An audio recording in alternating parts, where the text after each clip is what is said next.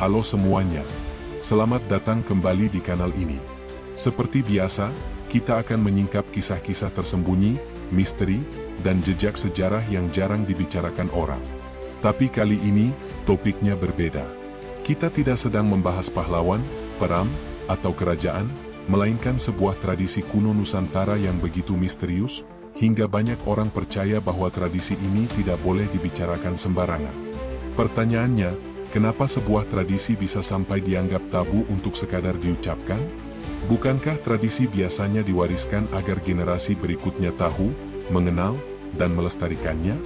Namun, di tanah Nusantara yang begitu luas dan kaya budaya, ada sebagian kecil tradisi yang justru disembunyikan. Tradisi yang hanya diketahui oleh kalangan tertentu, dijaga ketat oleh para tetua adat, bahkan diyakini bisa mendatangkan malapetaka bila rahasianya dibuka ke publik. Bayangkan, di sekitar kita mungkin masih ada masyarakat yang memegang erat tradisi tersebut. Mereka hidup berdampingan dengan kita, tapi membawa warisan leluhur yang tersembunyi, tidak tertulis dalam buku sejarah, dan hanya beredar lewat cerita lisan yang penuh misteri. Dan lebih menyeramkan lagi, ada kisah orang-orang yang mencoba membicarakan tradisi ini secara terbuka, namun justru mengalami kejadian aneh, sakit mendadak, kehilangan arah hidup, atau dihantui bayangan tak kasat mata. Apakah itu kebetulan? Atau memang ada kekuatan gaib yang menjaga rahasia ini?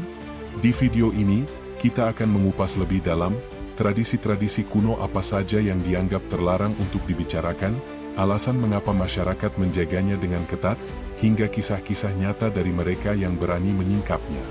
Tapi sebelum kita masuk lebih jauh, jangan lupa untuk klik like, share, dan subscribe channel ini.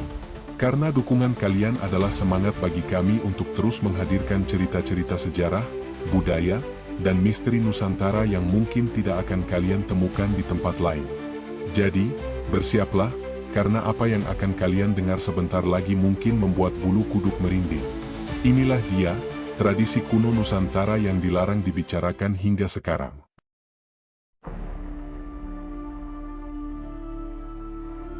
Nusantara, sebuah istilah yang menggambarkan kepulauan Indonesia yang terbentang luas, dari Sabang sampai Merauke, dari Miangas hingga Pulau Rote. Di dalamnya, terdapat ribuan pulau dengan ratusan suku bangsa, masing-masing dengan tradisi, budaya, dan keyakinannya sendiri. Kekayaan budaya ini bukan hanya tercermin dalam pakaian adat, tarian, atau upacara pernikahan. Lebih dalam dari itu, ada lapisan budaya yang tidak semua orang bisa lihat, tradisi-tradisi kuno yang diselubungi misteri. Sejak zaman nenek moyang, masyarakat Nusantara hidup sangat dekat dengan alam. Mereka percaya bahwa gunung bukan sekadar tanah tinggi, melainkan tempat bersemayam roh leluhur. Hutan dianggap rumah makhluk halus yang harus dihormati. Lautan pun diyakini memiliki penunggu yang bisa memberikan berkah sekaligus bencana. Dari keyakinan inilah lahir berbagai ritual, doa, hingga tradisi yang bertujuan menjaga keseimbangan antara manusia dengan dunia gaib. Namun, tidak semua tradisi ini boleh diceritakan secara bebas. Ada yang dianggap sangat sakral, sehingga hanya tetua adat atau orang yang dipilih secara khusus yang boleh mengetahuinya. Ada pula tradisi yang dijaga kerahasiaannya karena diyakini bisa membawa bencana jika disebarkan ke sembarang orang. Bayangkan, sebuah pengetahuan atau ritual yang seharusnya diwariskan, justru disimpan rapat-rapat, seolah ada kekuatan besar yang berusaha menjaganya tetap tersembunyi. Alasan mengapa tradisi ini dilarang dibicarakan sangat beragam. Sebagian karena alasan spiritual, tradisi tersebut dianggap berhubungan langsung dengan dunia gaib, dengan roh-roh leluhur, bahkan dengan makhluk yang tidak bisa dilihat mata biasa. Membicarakannya sembarangan dipercaya bisa mengundang kehadiran makhluk itu sendiri. Ada juga alasan sosial. Tradisi tertentu hanya dimiliki oleh kelompok atau suku tertentu sebagai simbol identitas dan kekuasaan, sehingga membicarakannya secara terbuka dianggap bisa melemahkan posisi mereka. Sejarah juga mencatat bahwa beberapa kerajaan di Nusantara memiliki ritual-ritual rahasia yang tidak pernah dicatat dalam prasasti atau naskah kuno. Ritual ini hanya dilakukan pada momen-momen penting, penobatan raja, peperangan besar, atau saat kerajaan menghadapi bencana. Ritual itu tidak boleh diucapkan, apalagi dipublikasikan. Mengapa? Karena diyakini bahwa kekuatan sebuah kerajaan tidak hanya berasal dari pasukan atau strategi militer, melainkan juga dari warisan spiritual yang tersembunyi. Selain itu, ada pula alasan praktis. Beberapa tradisi kuno mengandung pengetahuan tertentu yang bisa berbahaya jika jatuh ke tangan orang yang salah. Misalnya, doa-doa yang konon bisa memanggil roh, ramuan yang bisa digunakan untuk menyakiti orang, atau teknik spiritual yang bisa memengaruhi pikiran manusia. Jika pengetahuan itu tersebar tanpa kontrol, dampaknya bisa merusak tatanan masyarakat. Karena itu, tradisi tersebut lebih baik disimpan rapat-rapat, hanya diturunkan kepada orang yang dianggap siap secara mental dan spiritual. Yang menarik, meskipun dilarang dibicarakan, tradisi ini tetap hidup. Ia diwariskan secara lisan, lewat bisikan di malam hari, lewat upacara rahasia di tengah hutan, atau lewat simbol-simbol yang hanya bisa dimengerti oleh anggota suku tertentu. Di balik senyum ramah masyarakat Nusantara, ada lapisan kehidupan yang penuh dengan misteri, lapisan yang tidak semua orang berani menyentuh. Bahkan sampai sekarang, di era modern ketika teknologi sudah begitu maju, ketika informasi bisa dengan mudah kita temukan di internet, tradisi-tradisi ini tetap bertahan. Ada masyarakat yang dengan sengaja menutup rapat-rapat rahasia leluhur mereka. Mereka percaya, jika rahasia itu bocor, maka akan ada kutukan atau bencana yang menimpa. Dan seringkali, cerita-cerita tentang orang yang mencoba membuka rahasia ini berakhir dengan nasib yang tragis, jatuh sakit, kehilangan akal, bahkan ada yang hilang tanpa jejak. Latar belakang inilah yang membuat kita perlu memahami bahwa kekayaan budaya Nusantara bukan hanya tentang apa yang tampak di permukaan, tetapi juga tentang apa yang disembunyikan. Tradisi kuno yang dilarang dibicarakan bukan berarti tidak ada. Justru karena dianggap berbahaya dan sakral, tradisi itu semakin menarik perhatian kita. Mengapa leluhur kita memilih untuk merahasiakannya? Apa yang sebenarnya mereka sembunyikan? Dan bagaimana tradisi itu bisa bertahan melewati ratusan tahun, meskipun tidak pernah dicatat secara resmi? Pertanyaan-pertanyaan inilah yang akan kita kupas dalam bagian berikutnya. Kita akan mencoba mengungkap beberapa contoh tradisi kuno Nusantara yang dianggap tabu untuk dibicarakan, serta misteri di balik larangan itu. Tapi satu hal yang pasti, semakin kita menyelami, semakin kita menyadari bahwa Nusantara menyimpan dunia tersembunyi yang jauh lebih dalam daripada yang bisa kita bayangkan. Jika kita berbicara tentang tradisi kuno Nusantara, biasanya yang terbayang adalah upacara adat, tarian sakral, atau ritual persembahan kepada alam. Namun, ada lapisan tradisi lain yang jarang terungkap. Tradisi yang tidak muncul di buku pelajaran sekolah, tidak diajarkan secara terbuka, bahkan seringkali hanya disebut dengan bisikan penuh kehati-hatian. Tradisi yang satu ini bukan sekadar adat istiadat, ia adalah warisan leluhur yang dianggap terlalu sakral untuk dibicarakan. Mari kita telusuri beberapa di antaranya. 1. Ritual rahasia di Kerajaan Jawa Kuno. Di tanah Jawa, kerajaan-kerajaan besar seperti Mataram, Majapahit, hingga Demak pernah berdiri megah. Kita mengenal mereka lewat catatan sejarah, relief candi, dan naskah kuno. Namun, ada bagian dari sejarah mereka yang tidak pernah benar-benar dituliskan, ritual rahasia bangsawan dan raja. Konon, setiap kali seorang raja naik tahta, bukan hanya upacara politik dan militer yang dilakukan. Ada pula ritual sakral yang hanya diikuti oleh segelintir orang, raja, penasihat spiritual, dan tetua kerajaan. Ritual itu dilakukan di tempat-tempat tertentu, biasanya gunung atau pelataran candi, jauh dari keramaian. Tujuannya adalah mengikat kekuasaan sang raja tidak hanya di dunia nyata, tetapi juga di alam gaib. Apa isi ritual itu?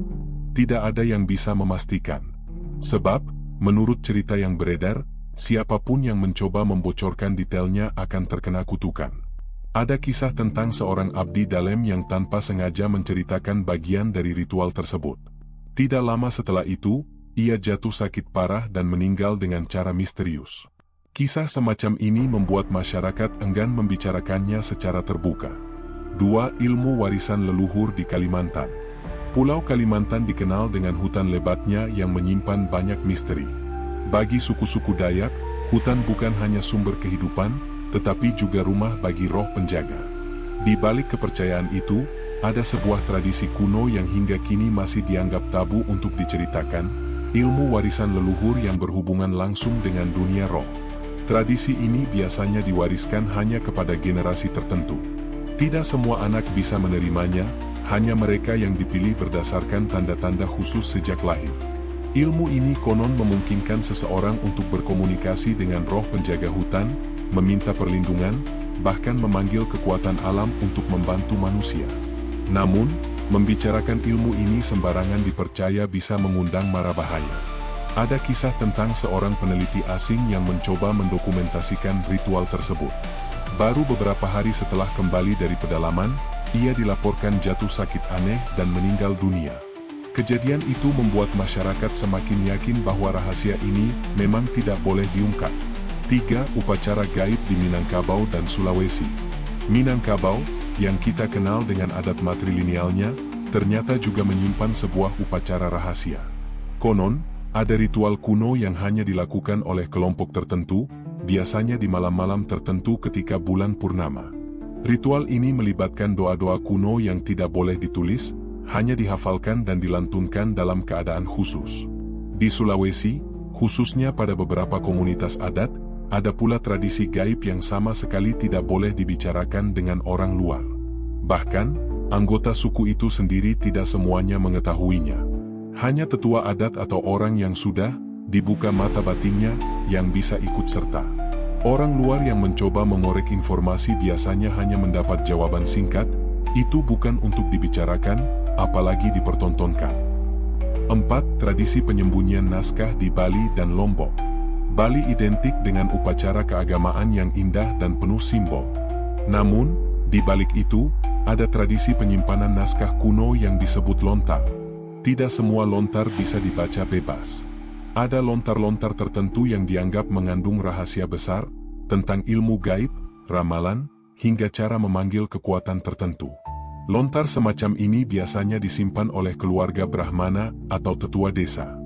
Membicarakan isi lontar ini dianggap tabu, bahkan bisa mendatangkan bencana.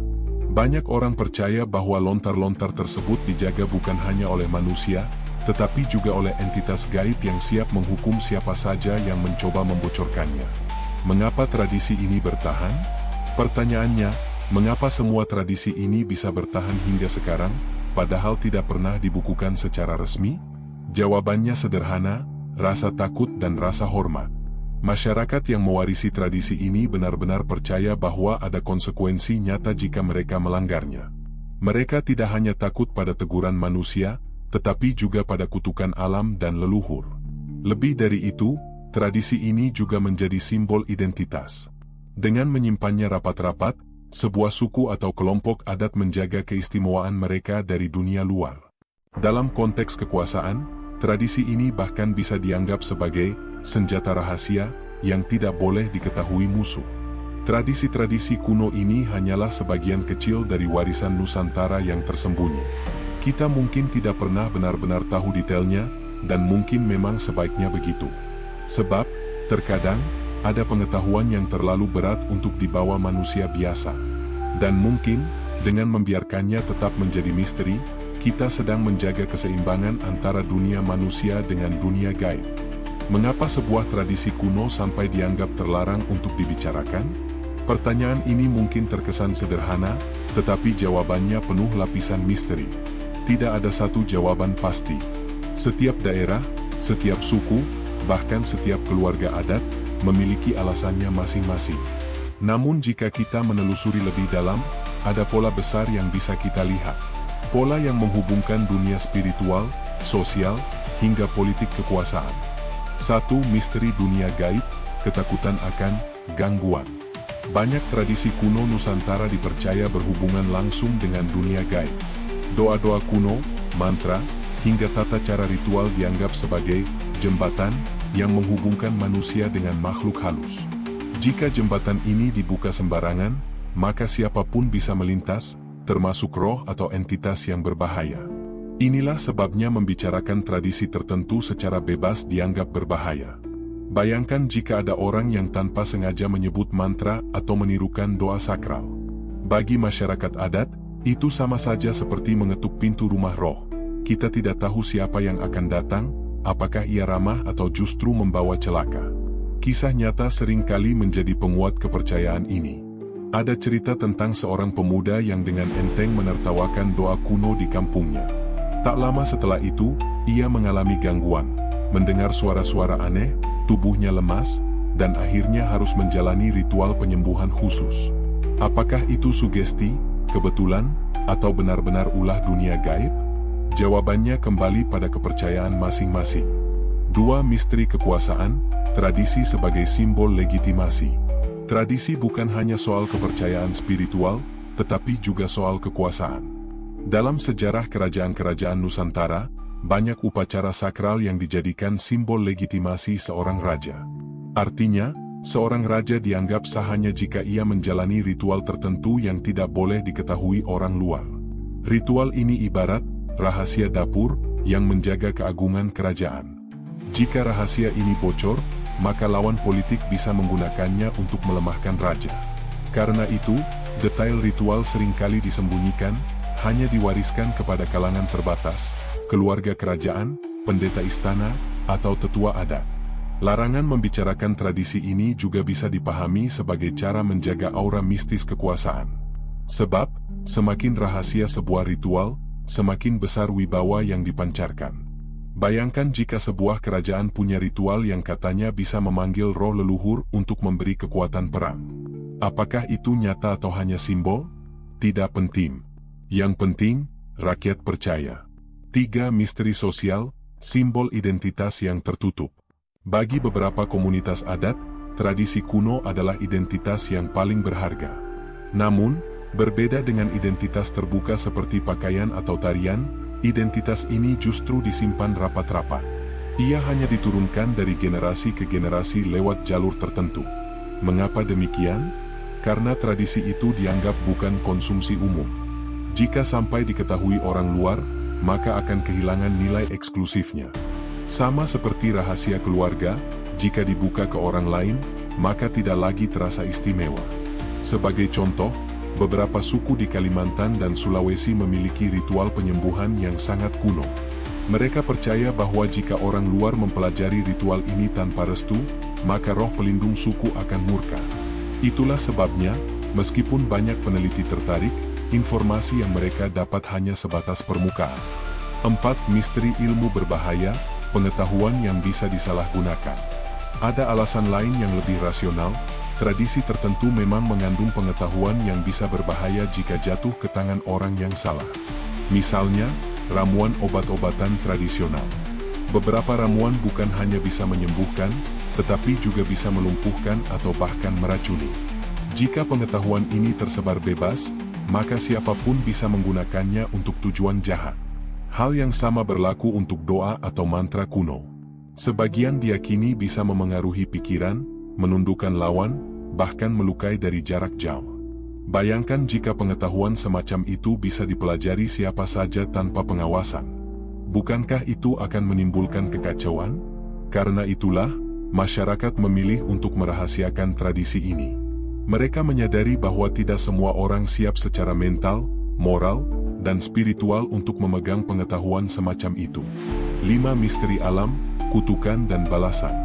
Salah satu alasan paling menakutkan adalah keyakinan akan kutukan. Dalam banyak cerita rakyat, orang yang membocorkan rahasia tradisi kuno akan mendapatkan balasan yang setimpal. Balasan itu bisa berupa sakit aneh, kehilangan rezeki, atau bahkan kematian. Apakah benar kutukan itu nyata? Sulit dibuktikan. Namun, yang jelas, kisah-kisah semacam ini begitu banyak diceritakan dari generasi ke generasi. Kisah tentang seorang peneliti yang nekat membuka naskah kuno, lalu meninggal tak lama setelahnya. Kisah tentang orang yang mengolok-olok upacara adat, lalu mengalami kecelakaan misterius. Bagi masyarakat adat, cerita-cerita ini cukup menjadi bukti bahwa ada kekuatan besar yang menjaga tradisi. Karena itu, larangan membicarakan tradisi bukan hanya aturan sosial, tetapi juga peringatan gaib. 6. Misteri waktu, tradisi yang bertahan di era modern. Yang menarik, meskipun kita hidup di zaman modern dengan teknologi serba canggih, larangan membicarakan tradisi ini tetap bertahan. Seakan-akan waktu tidak mampu menghapusnya. Bahkan, ada yang mengatakan bahwa semakin maju zaman, semakin kuat pula masyarakat menjaga rahasia itu. Mungkin, di balik larangan ini, ada pelajaran berharga. Bahwa tidak semua hal harus diketahui manusia. Tidak semua pengetahuan harus dibuka ke publik. Ada kalanya, rahasia adalah bentuk perlindungan, baik bagi manusia itu sendiri maupun bagi keseimbangan alam. Jadi, misteri dan alasan larangan tradisi kuno Nusantara sebenarnya menyatu dalam satu benang merah, keseimbangan. Keseimbangan antara dunia nyata dan dunia gaib, antara kekuasaan dan rakyat, antara pengetahuan dan tanggung jawab. Dengan menjaga rahasia, leluhur kita mungkin sedang menjaga kita dari sesuatu yang lebih besar, sesuatu yang belum tentu bisa kita kendalikan. Setelah kita membahas alasan mengapa tradisi kuno Nusantara dilarang dibicarakan, sekarang mari kita masuk ke bagian yang paling membuat bulu kuduk merinding, kisah nyata. Karena apalah arti sebuah larangan tanpa bukti-bukti yang membuat orang benar-benar percaya. Dan faktanya, di berbagai daerah Nusantara, ada banyak cerita tentang mereka yang nekat membicarakan tradisi terlarang, dan berakhir dengan konsekuensi yang mengerikan. 1. Kutukan abdi dalam Jawa. Di lingkungan Keraton Jawa, ada sebuah cerita yang sudah lama beredar dari mulut ke mulut. Konon, pada masa lalu, seorang abdi dalam yang bertugas dalam ritual rahasia kerajaan merasa dirinya terlalu tahu banyak.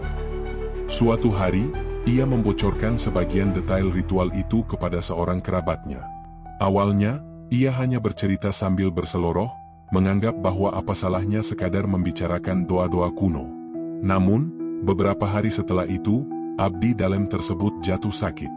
Bukan sakit biasa, tubuhnya melemah, matanya kosong, dan ia terus mengigau seolah berbicara dengan sosok yang tidak terlihat. Tabib istana dipanggil, berbagai pengobatan dilakukan, tetapi tidak ada yang berhasil. Hingga akhirnya, dalam waktu kurang dari sebulan, ia meninggal dunia. Masyarakat keraton percaya, kematiannya adalah kutukan langsung karena ia melanggar larangan membicarakan ritual sakral. Sejak saat itu, tak ada seorang pun yang berani lagi membocorkan detail ritual rahasia. Kisah ini diwariskan dari generasi ke generasi, sebagai peringatan bahwa, ada hal-hal yang lebih baik tetap menjadi rahasia. 2. Peneliti asing di pedalaman Kalimantan.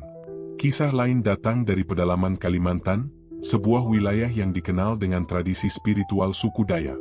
Sekitar tahun 1980-an, seorang peneliti asing datang dengan tujuan mendokumentasikan ritual kuno.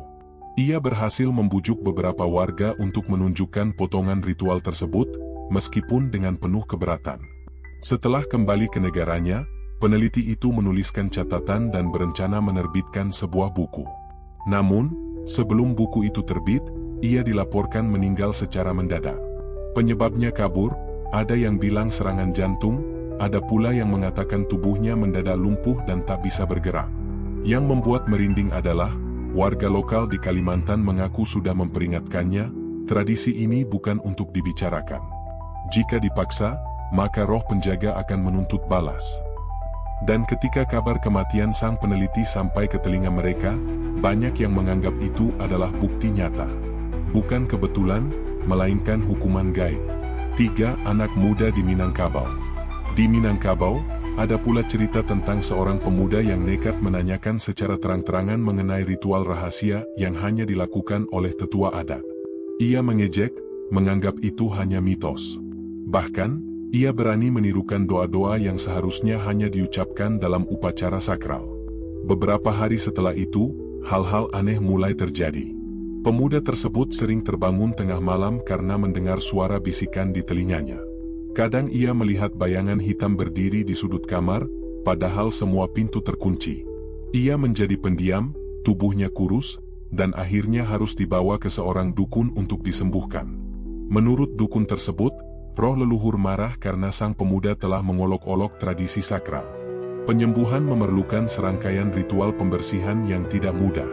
Sejak kejadian itu, masyarakat semakin yakin bahwa tradisi ini bukan untuk dipermainkan. 4. Misteri lontar di Bali. Di Bali, ada cerita tentang seorang pemuda yang diam-diam mencoba membaca naskah lontar kuno yang disimpan keluarganya. Lontar itu kabarnya berisi doa-doa khusus yang tidak boleh diucapkan sembarangan. Rasa penasaran membuatnya membuka lontar itu di tengah malam.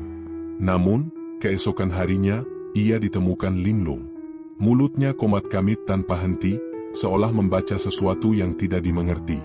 Bahkan, saat diajak bicara, matanya kosong dan tidak mengenali keluarganya.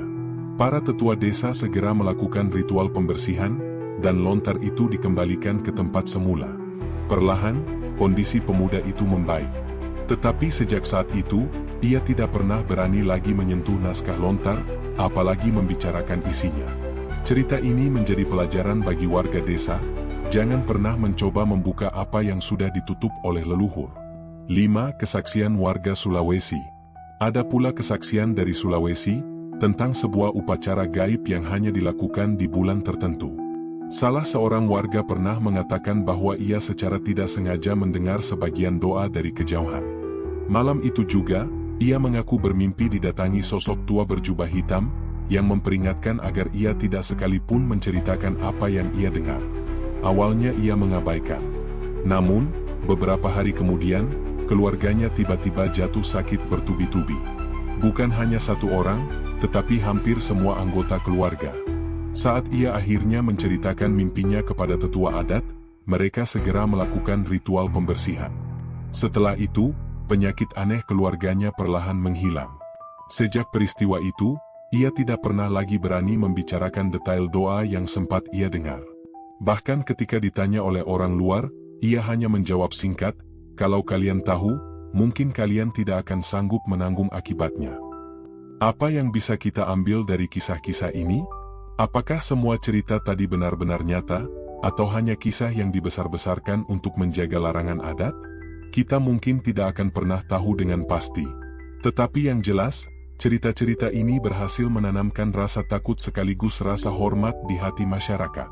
Kisah-kisah kutukan, kematian misterius, dan gangguan gaib menjadi bukti hidup bahwa ada konsekuensi nyata ketika seseorang mencoba membuka rahasia tradisi. Dan justru karena itu, larangan untuk membicarakan tradisi kuno semakin kuat. Yang menarik, di balik horor dan misteri, ada pesan penting, bahwa tradisi ini bukan hanya soal gaib, tetapi juga soal tanggung jawab. Leluhur kita tahu, ada pengetahuan yang tidak bisa diberikan sembarangan. Ada kekuatan yang tidak bisa dipikul oleh semua orang. Mungkin inilah alasan mengapa hingga sekarang, meskipun zaman sudah modern, meskipun orang bisa mengakses hampir semua informasi lewat internet, masih ada bagian dari warisan Nusantara yang tetap rapat tertutup. Tradisi kuno itu masih dijaga, tidak dibicarakan, dan hanya beredar dalam lingkaran kecil. Dan selama kisah-kisah nyata semacam ini terus diwariskan, larangan itu akan tetap hidup, tak tergoyahkan oleh waktu. Setelah kita mendengar berbagai kisah nyata yang penuh misteri dan membuat merinding, sekarang saatnya kita menatap tradisi kuno Nusantara dari sisi yang berbeda. Bukan hanya dari kacamata horor, tetapi juga dari sudut pandang sejarah dan refleksi budaya. Karena di balik larangan membicarakan tradisi kuno, tersimpan pelajaran penting tentang bagaimana leluhur kita menjaga pengetahuan dan identitas mereka. 1. Tradisi sebagai kearifan lokal. Tradisi yang dilarang dibicarakan bukan semata-mata soal mistis atau gaib. Di balik itu, ada kearifan lokal yang sangat berharga. Banyak ritual kuno lahir dari kebutuhan manusia untuk hidup selaras dengan alam. Misalnya, doa-doa yang dipanjatkan sebelum memasuki hutan atau laut. Itu sebenarnya bentuk penghormatan pada alam, agar manusia tidak serakah dan tetap menjaga keseimbangan lingkungan. Larangan membicarakan tradisi juga bisa dipahami sebagai cara untuk melestarikan kesakralan. Jika sebuah ritual dianggap biasa saja, bisa jadi orang akan melakukannya sembarangan, tanpa memahami makna mendalamnya. Dengan memberi batasan, tabu, leluhur kita ingin memastikan bahwa tradisi itu dijalankan dengan penuh hormat dan kesadaran. 2. Fakta sejarah kerahasiaan ritual. Dalam catatan sejarah, kita bisa menemukan banyak bukti bahwa ritual rahasia memang pernah ada. Di Jawa, misalnya, naskah kuno seperti Serat Centhini atau Babat Tanah Jawi menyinggung adanya upacara sakral tertentu yang hanya boleh dilakukan oleh kalangan istana. Namun detailnya jarang ditulis lengkap, karena dianggap terlalu sensitif. Di Bali, lontar-lontar kuno juga dibagi dalam kategori. Ada yang boleh dibaca siapa saja, ada pula yang hanya bisa dipelajari oleh pendeta atau keturunan Brahmana. Hal ini menunjukkan bahwa praktik menjaga kerahasiaan tradisi memang nyata, bukan sekadar mitos. Bahkan di luar Nusantara, fenomena ini juga ada. Di Jepang, ada ritual Shinto tertentu yang hanya boleh dilakukan oleh pendeta khusus. Di Mesir kuno, ilmu-ilmu tertentu hanya diwariskan kepada kaum terpilih. Artinya, apa yang kita sebut tradisi terlarang, bukanlah hal yang unik bagi Indonesia, melainkan bagian dari cara manusia di seluruh dunia menjaga hal-hal yang dianggap sakral. 3. Tradisi sebagai simbol identitas dan kekuasaan. Tidak bisa dipungkiri, ada dimensi politik dalam tradisi kuno. Bagi kerajaan atau kelompok adat, ritual rahasia menjadi simbol kekuatan. Dengan memiliki pengetahuan yang tidak dimiliki orang lain, mereka bisa menjaga wibawa dan posisi mereka. Misalnya, seorang raja dianggap sah bukan hanya karena garis keturunan, tetapi juga karena ia melewati ritual tertentu. Dengan demikian, rahasia ritual bukan hanya tentang gaib, tetapi juga tentang legitimasi kekuasaan. Larangan membicarakan tradisi juga membuat kelompok tertentu merasa memiliki identitas yang eksklusif. Tradisi itu menjadi tanda pengenal. Siapa yang tahu rahasia, dialah yang dianggap bagian dari dalam. Siapa yang tidak tahu, berarti ia orang luar. 4. Refleksi untuk zaman modern. Sekarang, ketika kita hidup di era serba terbuka, mungkin kita bertanya, apakah masih relevan menyimpan tradisi dalam kerahasiaan? Jawabannya bisa beragam. Di satu sisi, kita ingin semua pengetahuan bisa diakses, agar generasi muda mengenal sejarah dan budaya leluhur mereka. Tetapi di sisi lain, ada nilai yang hilang jika semua hal diungkap. Sesuatu yang sakral akan kehilangan auranya jika diperlakukan sembarangan. Selain itu, larangan membicarakan tradisi bisa kita lihat sebagai peringatan simbolis. Ia mengingatkan kita bahwa tidak semua pengetahuan bisa ditangani oleh semua orang. Ada hal-hal yang membutuhkan kesiapan mental, moral, dan spiritual sebelum dipelajari. 5. Nilai yang bisa dipetik. Dari semua ini, ada beberapa nilai penting yang bisa kita ambil.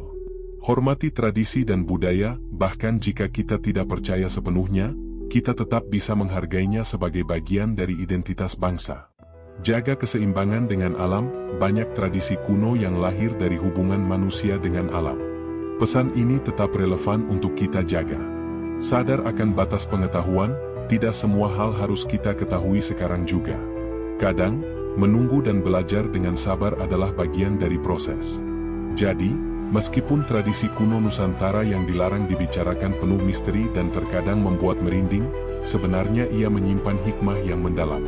Larangan itu bukan hanya tentang menutup rapat sebuah rahasia, tetapi juga tentang menjaga kesakralan, identitas, dan keseimbangan hidup manusia dengan lingkungannya. Dan pada akhirnya, mungkin memang benar kata pepatah leluhur, tidak semua rahasia harus dibuka. Karena sebagian rahasia ada untuk menjaga kita, bukan untuk ditantang.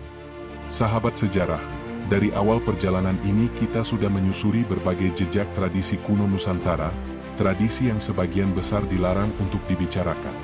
Mulai dari ritual rahasia kerajaan, ilmu leluhur yang diwariskan terbatas, lontar-lontar tersembunyi, hingga kisah nyata orang-orang yang berani melanggar larangan, lalu mendapat konsekuensi mengerikan. Semua itu menyisakan satu kesan kuat, ada lapisan warisan leluhur yang begitu sakral, hingga kita pun hanya bisa membicarakannya di permukaan. Lalu, muncul sebuah pertanyaan besar, mengapa tradisi-tradisi itu tetap bertahan hingga hari ini? Jawabannya mungkin karena ada sesuatu yang lebih besar dari sekadar kisah horor atau mistis. Ada rasa hormat, ada nilai spiritual, ada identitas budaya yang mesti dijaga. Dan justru dengan larangan itu, misterinya tetap hidup, membuat kita terus penasaran, sekaligus belajar untuk tidak sembarangan menyepelekan hal-hal yang dianggap suci. Coba bayangkan, jika semua rahasia leluhur dibuka begitu saja, mungkin ia akan kehilangan makna. Sama seperti sebuah pusaka, nilainya bukan terletak pada bentuknya saja, melainkan pada cara ia dijaga, dihormati, dan digunakan. Tradisi yang dilarang dibicarakan bukan berarti hilang, ia tetap ada, hidup dalam sunyi, bernafas di antara bisikan, dan hanya memperlihatkan dirinya kepada mereka yang dianggap layak. Dan disinilah letak kekuatan warisan Nusantara, misteri itu sendiri adalah bagian dari identitas kita. Ia mengajarkan bahwa tidak semua pengetahuan harus diungkap, tidak semua rahasia harus dipamerkan. Kadang, menjaga jarak justru membuat kita semakin memahami arti sebuah warisan. Sekarang, pertanyaannya aku kembalikan pada kamu. Tangan menunjuk kanan, apakah menurutmu tradisi-tradisi yang dilarang dibicarakan ini sebaiknya tetap disimpan rapat-rapat sebagai warisan sakral? Ataukah kita justru harus berani mengungkapnya agar generasi mendatang tidak kehilangan jejak? Tulis pendapatmu di kolom komentar. Siapa tahu, diskusi kita bisa membuka wawasan baru tentang bagaimana seharusnya kita menyikapi rahasia besar peninggalan leluhur. Dan jangan lupa, kalau kamu suka dengan kisah penuh misteri ini, tekan tombol like, share video ini ke teman-temanmu, dan tentu saja, subscribe agar tidak ketinggalan cerita menarik lainnya di kanal ini. Karena masih banyak kisah Nusantara yang tidak kalah mengejutkan, penuh rahasia, dan siap membuatmu berpikir dua kali sebelum meremehkan warisan masa lalu. Sampai jumpa di video berikutnya. Ingatlah, ada rahasia yang memang diciptakan untuk tetap menjadi rahasia.